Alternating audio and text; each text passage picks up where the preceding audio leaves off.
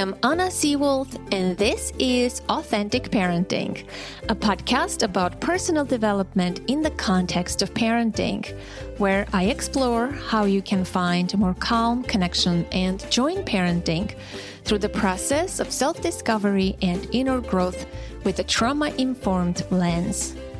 I'm a parent educator, and my mission is to help children by helping parents. The motto of this podcast is raising our children, growing ourselves.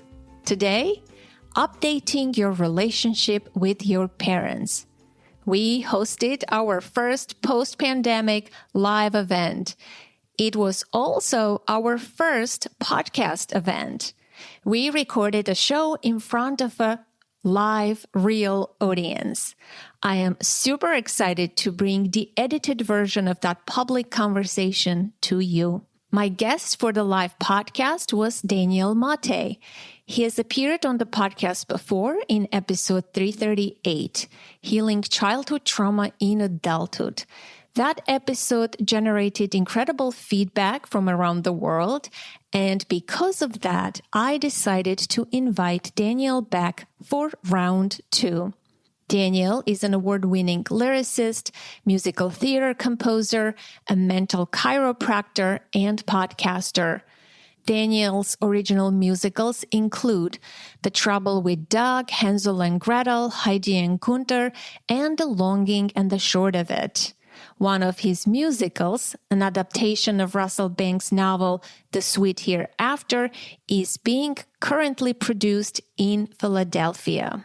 With Dr. Gabor Maté, Danniel is the co-author of The Myth of Normal, Trauma, Illness, and Healing in a Toxic Culture. The father-son pair have collaborated on the Hello Again workshop since 2016, leading programs in Vancouver, Toronto, and New York. A book version is currently in progress. Danniel also runs the world's only mental chiropractic service, Take a Walk with Danniel, and is the co-host of Let's Get Lyrical with Carice and Daniel podcast. For links to his website, social media, and full bio, check out the show notes. It was an amazing event. I met some of my listeners in real life for the first time, and it was so special. If you want to see photographs from the evening, head over to our Facebook group, the Authentic Parenting Community, and I will most likely share some pictures on Instagram. The topic of the evening was the complicated parent-adult-child relationship. For easy consumption, here on the podcast, we split the conversation into 2 parts. In part 1, which is this episode, you get to hear my conversation with Danniel, and in part 2, you'll get to hear the Q&A session from the live event. This is an entirely new conversation than the original one in episode 338. Be prepared to explore some really interesting territory. A lot of hard work went into planning, organizing, and hosting a live event, but it was all worth it.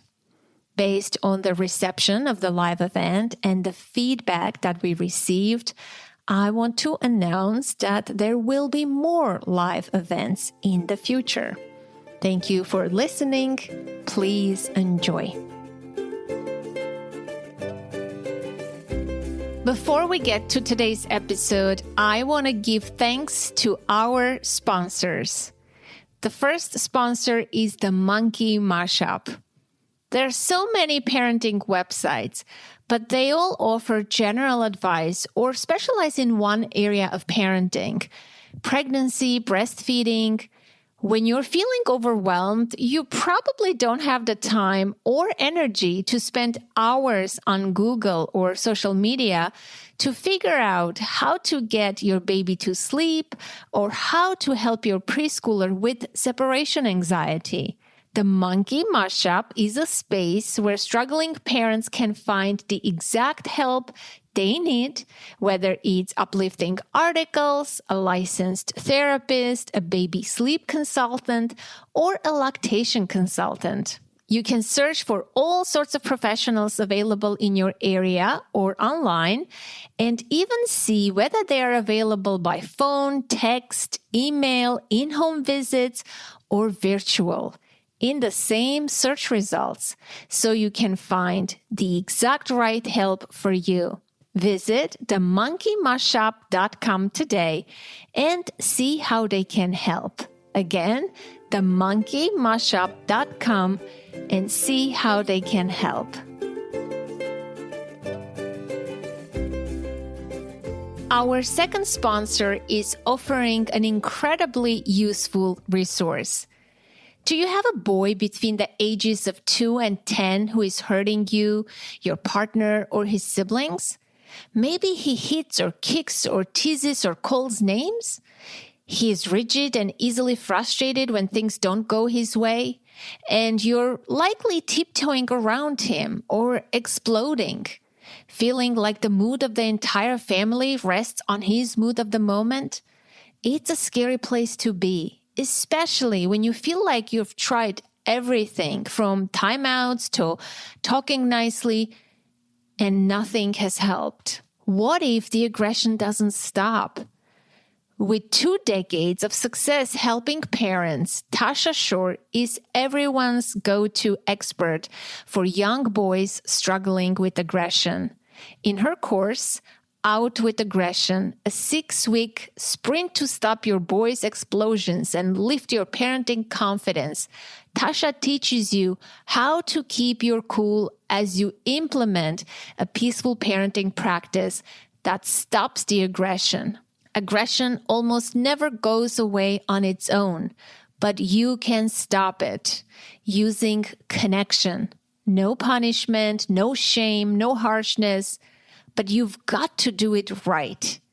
Go to parentingboyspeacefully.com/authentic now, or click the link in the show notes for a free first step towards bringing peace back into your home. Once again, go to parentingboyspeacefully.com/authentic for a free first step towards bringing peace back into your home.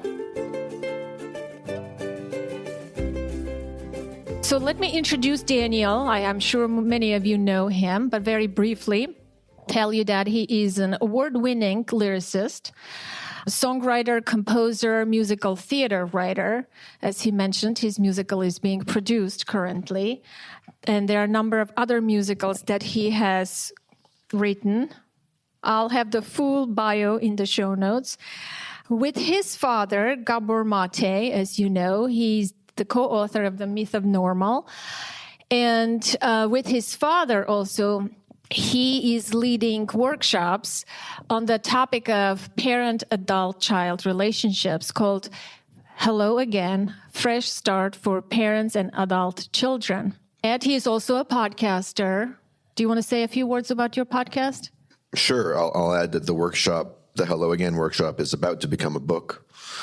And that, in fact, 2.5 weeks from now, I'm heading out to the American West to do a road trip with the old man as a way of inaugurating the writing of it, because it's time we get down to it, and we have to transition out of Myth of Normal land into this new thing. So we're going to drive for a week together and see some stuff and spend some time in very close quarters. My podcast is called Carice and Daniel. No, sorry. It's called Let's Get Lyrical with Carice and Daniel. Carice is my co-host, Carice van Houten, who's a Dutch actress you might know from Game of Thrones. She played Melisandre, the Red Sorceress, you know. And she and I are both enthusiasts of song lyrics and songs. So we just talk about song lyrics through whatever topic we choose. So, you know, last week we talked about songs about the apocalypse. Next week we're going to do songs about babies. I mean, we just, we just have, you know, so that's that podcast. Very cool. So leading to this episode, I posted a poll in my Facebook community. And I said, when it comes to your relationship with one or both of your parents, which one fits? And people voted. So 33% of respondents said, I accept the way things are. I am not going to change them. 13% of people said, I am working on improving our relationship. 41% said, I am maintaining a healthy relationship with one or both parents. Another 13% said, I don't want to have any relationship. I mean, those are all really valid. I think each one represents, in some ways, a choice. I think sometimes each one could represent a default position that we haven't necessarily consciously chosen. So I think each one just merits investigation and curiosity. For instance, the first one, I accept the way things are and I'm not going to change them. There's a fine line between acceptance and resignation. It is what it is. I'm not going to change it, right? That could be code for I'm just going to grit my teeth and put up with it. And I'm not going to look into what it is about it that frustrates me. I'm going to put up with it, which is also a valid response. I think sometimes we can get so used to things. I mean, that's the entire premise of the myth of normal. The invitation of our Hello Again work is not to say anyone should or shouldn't have any sort of relationship with their parents or adult children or any relationship whatsoever. It's completely a choice. The question is, how much of a conscious choice is it? And how much of it is a default position that's inherited from the past and our interpretations of the past? Does it leave us feeling free and fully ourselves and rooted in an aligned state of, yes, I've fully looked at, I've examined my own point of view about the situation, and now I'm seeing reality for what it is. I think sometimes we can make assumptions that we're seeing reality when what we're seeing is our interpretations of reality. Impossible to say from those answers, where everyone is, but they're all valid and they're all worthy of curious investigation, or they're certainly candidates for curious investigation, I would say. And the concept of our workshop and book is not a happy ending for parents and their adult children. It's a fresh start. The question is, what would a fresh start look like for you? For some people, a fresh start would be hanging out for 1 hour and not having that conversation, the one we always have. Going 1 week without trying to get something out of the other person, you get to say what a fresh start is. And I think the good news is that wherever you're at, in most situations, it's possible to start to imagine what else might be possible besides what's predictable. Yeah, I just want to say very quickly, if anybody has a question, you have to come to the microphone because this is being recorded for the podcast. So if you shout out, your voice may not be recorded. So please, the microphone is long. You can raise your hand. Towards the end, I think we will do Q&A. But for now, I just want to comment on that, Daniel. I don't have both of my parents, but with my father, he saw me a certain way, right? And I saw him a certain way. And it never occurred to me that I can update my relationship. And I do have regrets now not having allowed myself to be fully seen as an adult to him, because he knew me as his little girl. And I kind of liked that. And we did have an adult-to-adult relationship. But I think I'm thinking about this a lot. It could have been updated. And I just love that word, updating your relationship. It doesn't mean you have to heal. You have to transform. You have to improve, a happy ending. It can look differently for people. And it's never too late. We sort of accept this relationship the way it is. Like how my dad saw me always like his little girl. And maybe there is some comfort in that for us as children. But I think there was a lot lost in that relationship. If we were truly adult in that relationship, I don't know what could have been possible. Like you collaborate with your dad, Daniel, right? It's pretty fascinating. This is the only relationship, I've been thinking about this leading up to this podcast. This is the only relationship, parent parent-child relationship that we show up in many developmental forms and ages as people, right? Our parents are adults when we are born. They see us as children. Then we grow up a little bit. They interact with us as older children, teenagers, young adults, then adults. Like in no other relationship, we are ourselves in so many forms, right? And it's very complicated. I think the right word for this relationship is complication. It's complicated. Yes, I mean, this is why we start our workshop off with the question, why is this relationship different than all other relationships? Borrowing from the central question of the Passover Seder, you know? There's nothing else like it. One person chose to initiate the relationship when the other person wasn't even around to consent. There's nothing close to that. I didn't say yes or no. I had no mouth to say it. I had no self. And even when I arrived on the scene, I didn't have a personality. They gave me my name. I wasn't sentient. I was a little blob of protoplasm, just stimulus response, bodily functions. I completely depended on them. They had all the responsibility. I had the power. I had all the needs and the demands. Well, sure, they were adults. They had histories. I had no history.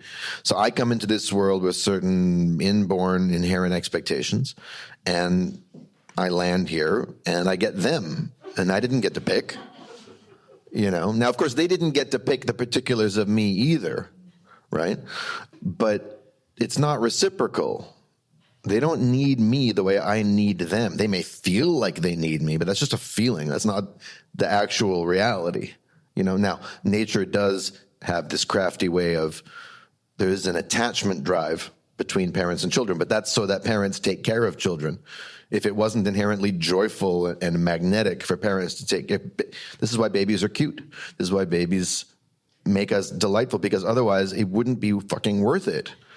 The slog of taking, it's not a picnic, but there's inherent reward built in biologically. The oxytocin, the love cocktail, all of that. So it's very, very asymmetrical. And then we go through these developmental phases, right? Meanwhile, our parents are going through the developmental phases of being an adult. And then the other flip side is, it's a relationship where if things go according to the statistical norm, or sort of the way nature intends, although I don't know that you can generalize as to what nature intends. I mean, young members of all species die, and that's not unnatural. But in any case, in the general course of events, you would expect that as we get older, our parents are developing into aging elders and dying and then dead people. And our lives go on. We never bridge that gap. We never get to actual equality with them. Wherever they're at in life, they're continuing along their thing. So it's completely unlike anything else. And it needs to be dealt with on its own terms, I think. And a lot of people say, well, it is what it is. And this is why I think there are very few books about it. Because people just cope. And also, you don't need each other. But it's the funniest thing. It's the relationship that starts out as the most necessary, and it becomes the relationship that's the most optional. You can actually say, I'm not going to have my parents in my life. It's tough to say I'm not going to have any friends. I may not have this friend, but I can go get another friend. Well, try getting another parent when you're, but you could live with, you're 30 years old. You can be estranged and have a perfectly more than adequate life. Many people I know do. Not many, but I've met people who are fulfilled in their lives, and part of that is they've just decided that they're not going to be in a relationship with that person, which means that if you're in the relationship and you're wrestling with it and you're dealing with the consequences of being in this relationship, you're dealing with the consequences of a choice. Because by the time you get to be by the time you get to be an adult, what was true as a child, which is that I had no choice, is no longer true. If I'm in a relationship with my parents, it's by choice.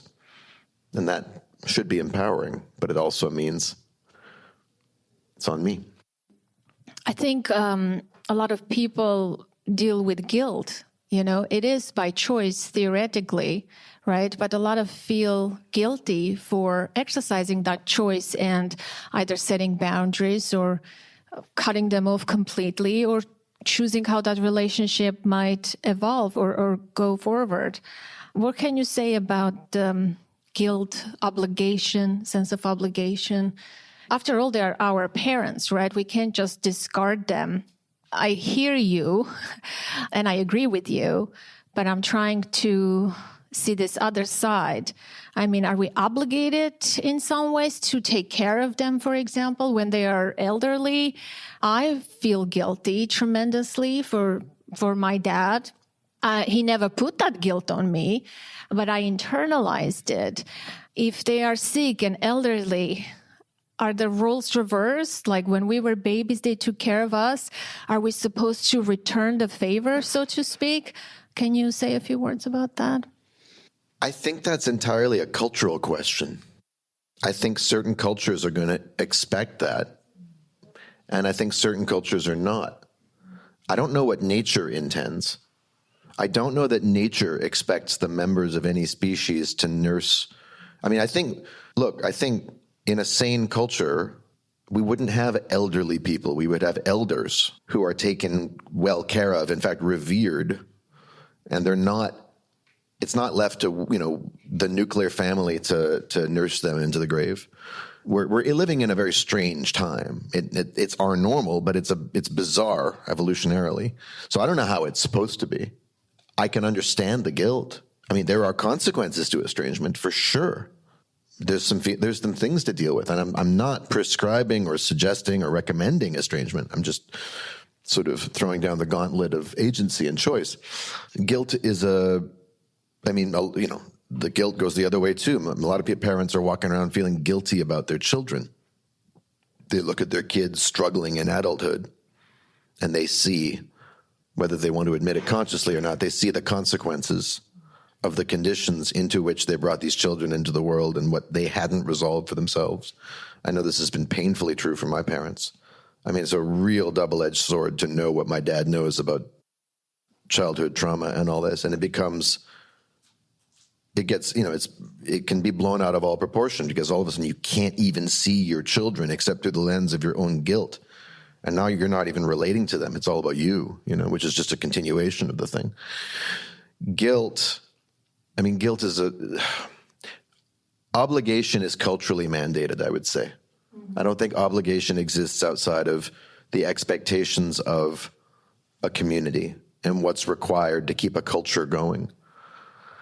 And obligation can be empowering if we embrace it, Duty is these are fine lines, but when something is externally imposed and we didn't choose it, or we're not actively choosing it, then it's automatically going to breed resentment. And then we're in this guilt-resentment dynamic where we do the thing because we would feel guilty if we didn't, but then we feel resentful because we're not being true to ourselves or authentic or whatever, So all of these things can be traps. And again, these are conundrum. I don't have answers to these. We don't have answers. We're just trying to map out the territory of what makes it so challenging. I think what makes it extra challenging, let's say you have 3 or 4 siblings, right? How often does it happen that the so-called obligation is split equally among the siblings? It doesn't, does it? That's interesting. If there was an obligation truly, then it should be like, okay, cool, let's just divvy it up. That's not what happens. How does it get divvied up? It gets divvied up along the already established grooves of personality and coping styles and whatever. So each person's going to feel more naturally inclined towards certain kinds of support. Maybe one person is supporting financially. Maybe one sibling is the one who's always there, the dutiful child. Maybe one is totally withdrawn, is like, hands off, you guys deal with it, and not even aware of what the others are putting in. In other words, whether it's guilt or resentment or kind of superficial contact, often these are just continuations of patterns from childhood. They're not new. They're not invented. They're inherited. And what makes that, just to seal the deal on what makes that so tricky, is that those are the very coping patterns and mechanisms that are responses to whatever traumatic wounds each person is carrying as a result of their original interactions with the parents in the home environment. So it's like the whole thing keeps getting played out And until we bring some of these things into our awareness and say, okay, well, hold on. How much of this is cultural obligation? How much of this is agreements that I've made? Are those agreements explicit? Do I still say yes to them, or am I just acting them out? How much of this is just my way of avoiding conflict? Am I being the nice one at my own expense? Is there support I'm not asking for? I mean, it doesn't hurt to ask these questions, at least.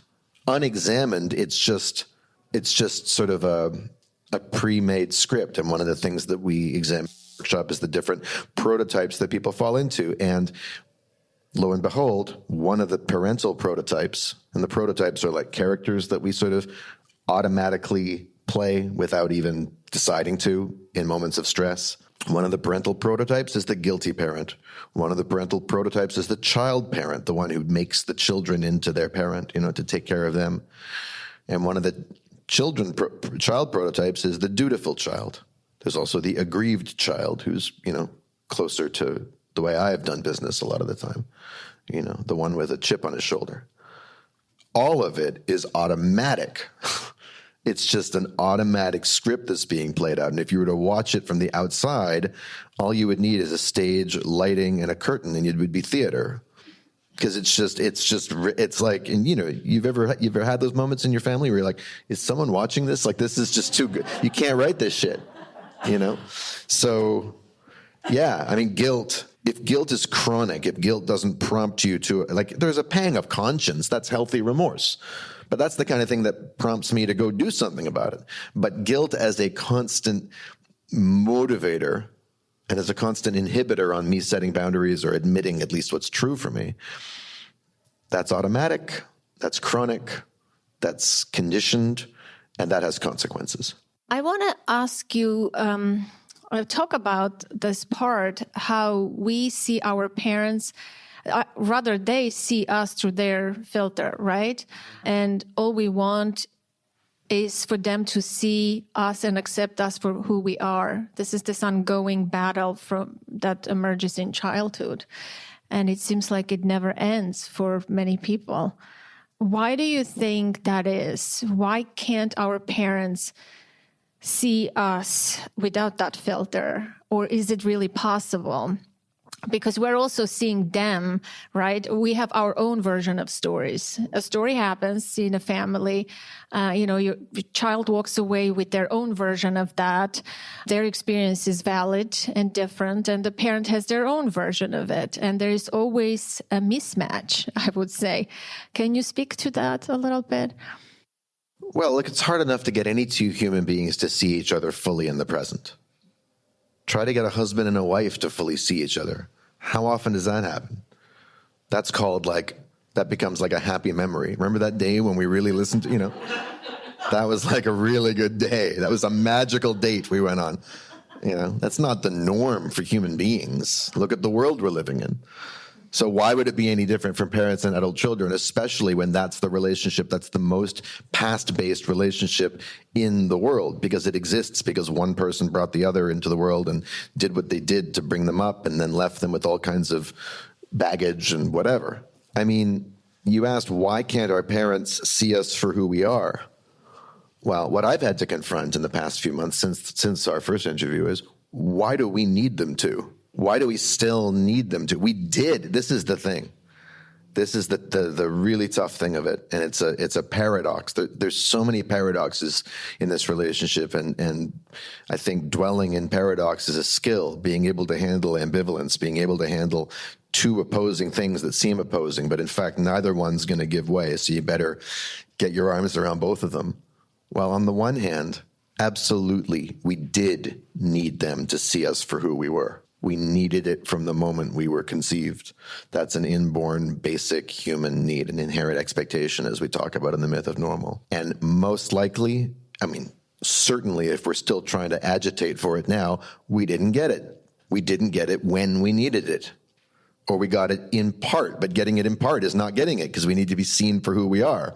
So if you see me for part of who I am, I'm left with the wound of I'm not seen for who I am. Even if you see me for the parts, some really great parts, but those are the parts you like. What about the parts that you don't like? And I'm left with that, and I'm left with the impact of that. I'm left with the coping mechanisms. However, the thing is, there's no reparations for that, if you'll pardon the analogy to a political concept. You can't get it back because you needed it then. It's not going to do anything for you now, but it feels like it will. It really feels like it will. And my dad would say, that's not a feeling. But you know what I mean? It's like, for all the world, in that moment, when I'm trying to get that from him, he is withholding the Holy Grail from me just to be difficult, just to stick it to me one more time. And I have literally, like, since the book came out, we've had a number of moments where I'm just absolutely convinced that this is the moment when, if he just is willing to hear what I'm saying, he'll finally get it. And then what? What do I think is going to happen? I don't know, but I think something's going to change and improve. But I discovered something about that maybe a month and a half ago. And this is maybe the final piece that I needed to go through experientially before I could write this book. We were both feeling very ambivalent about this book, I should say. We were. Like, even kind of averse to it. The Hello Again book, yeah. Yeah. I mean, number one, our heads have been in Myth of Normal. He's been traveling and promoting it like crazy, doing events with princes and shit. And I've been doing a lot. I've been actually, I'm on a lot of podcasts and, but I think on a deeper level, closer to the bone, we weren't quite ready to write it. And we had an incident where something came to a head. And I won't get into the details of it because I think I need to write about it before I can speak about it succinctly. But I would say that what I learned was I was trying to get him to see me for who I am. And what ended up happening was I had to find the wherewithal to show him who I am by just being it. Now, in so doing, it happened that he saw me for who I am in that moment. He saw it, and it stunned him speechless. There was nothing to say. And I was able to say some things that I needed to say to him about the relationship between him and the wounds that I'm carrying. But ultimately, I wasn't asking him for anything. I was just telling him how it was. I didn't need anything from him. There was a request in there, but it was a request that he was free to decline, and I would have been fine. There would have been consequences, just like there's consequences to anything, but not a punishment. It's just like, here's what's true about me, Dad. This is the physics of the thing. When I walk into a room, that you're in, who's walking into the room is the person who will always be the child who grew up with you and who is carrying whatever wounds were sustained at that time. And what will always be true about those wounds is that your fingerprints are on them. That's just the way it is. It doesn't make it your fault. It's not your fault. You're not responsible for it now. You can't help me with it. You can't fix it. I'm not expecting you to. You wouldn't be doing me any favors if you tried. But you do, now that I'm telling you, get to know that, and you never get to not know that. And what you do have the power to do is to reinfect the wound. And if you do that, then I'm going to need to step back and take care of it. Just trying to tell that, and that was my truth, I was trying to get to the nuance of what is this thing, because we are separate people now, and you're not responsible. I mean, you can't heal me. But the details don't matter. But in other words, I got to the place where I was no longer laboring under the illusion that somehow he could give me something that would set me at ease. I was at ease when I said it to him. And he saw a man in that moment, I think. I think he saw someone coming, and it kind of blew him away. Well, we were on Zoom, and this is a mediated conversation. We had a friend of ours there as a third person. We needed that. We couldn't talk to each other about this. Like, we needed someone there. And this was 2 weeks in a row. We had, like, every 2 Sundays in a row, we had these calls. And the first Sunday, this was on the second Sunday, first Sunday was him yelling at me, righteously, telling me it's not my responsibility that you're wounded. I cannot fix you. And I'm trying to argue, yeah, but, and our friend is like, no, Daniel, you got to take it.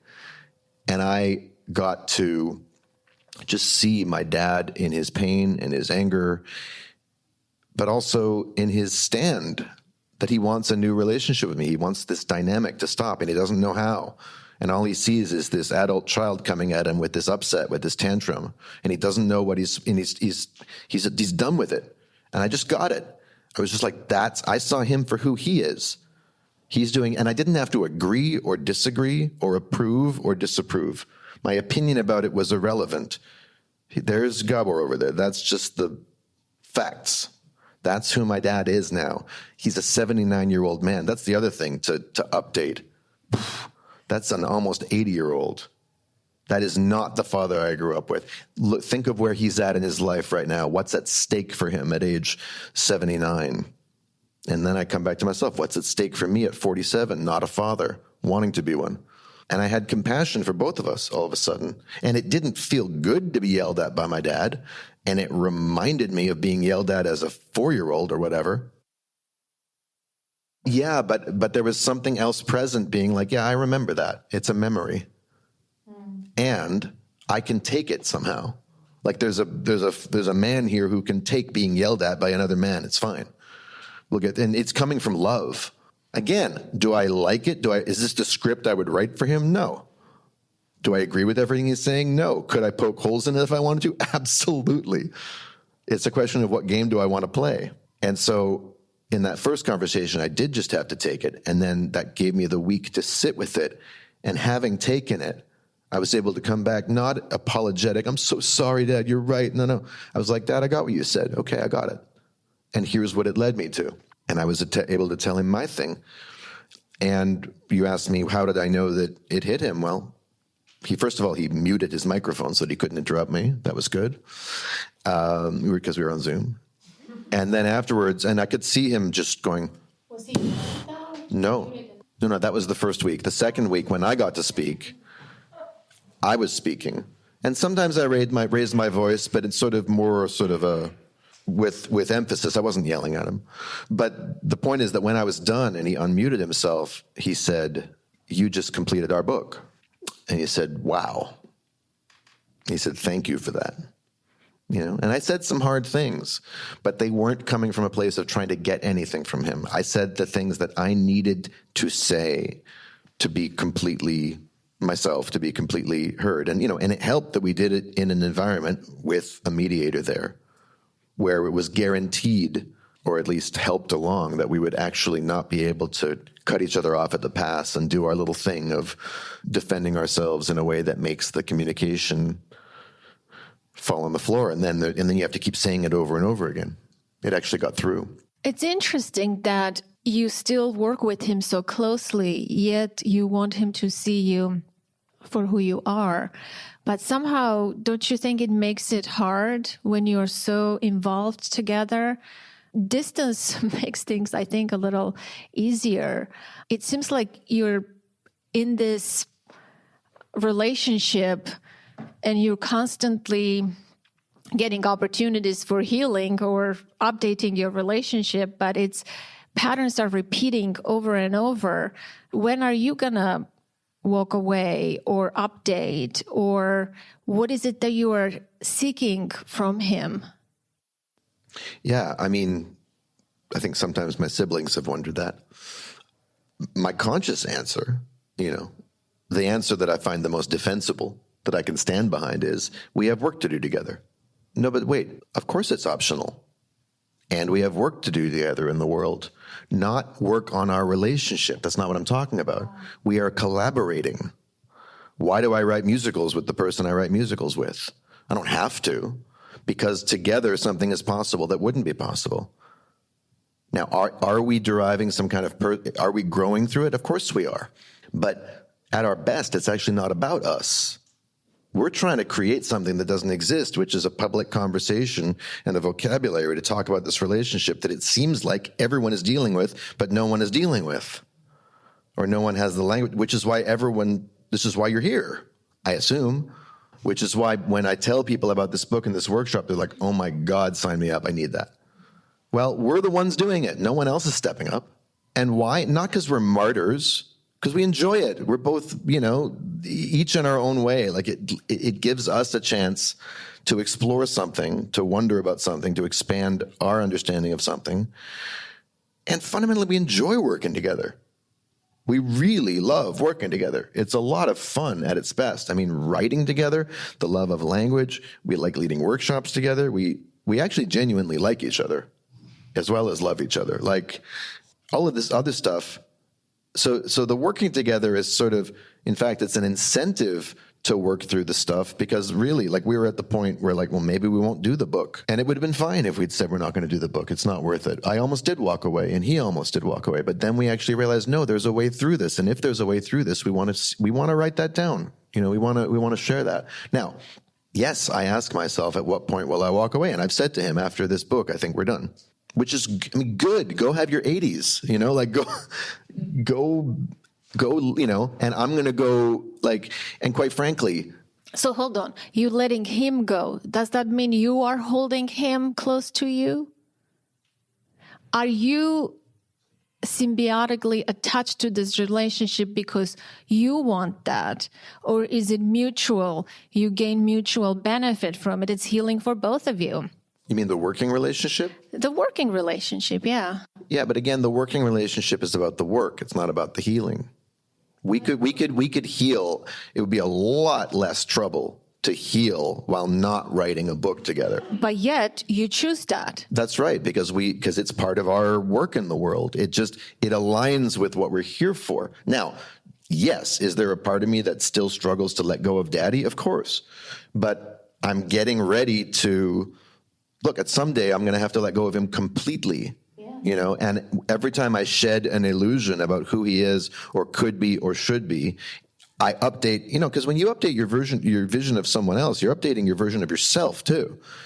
Because if he's not the mean, withholding, cruel father, well, it means that I'm not the helpless, prone, desperate child. Thank God. You know, like, that's really good news for me. And I'm sure there are still our fibers of attachment between him and me, you know, probably in both directions, but I'll just speak for myself. But again, that conversation we had a month or so ago was a moment where I severed some of those cables of codependence, because I actually said to him, look, this is just how it is for me. And this is how it's going to be for me. And we can move forward on that basis, or we can move forward and it can look a different way, but I'm not going to make this easier for you. And it turned out that he was more than willing to hear that. In fact, it was a relief for him, but I had no guarantee of that before I said it. So I was willing to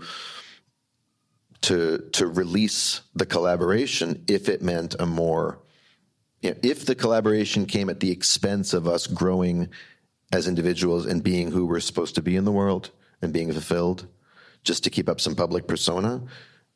Not only would we be doing ourselves a disservice, we'd be lying to anyone who falls for that shit. You know, anyone who falls for our shtick. It would be a shtick.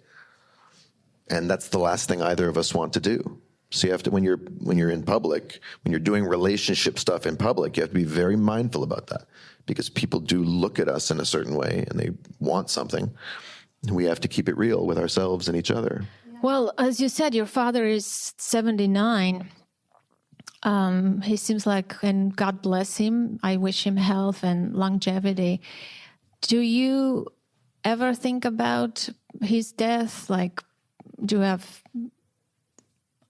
thoughts about that what's going to happen if he dies one day? Are there things unsaid that are still in your heart, or do you have any regrets?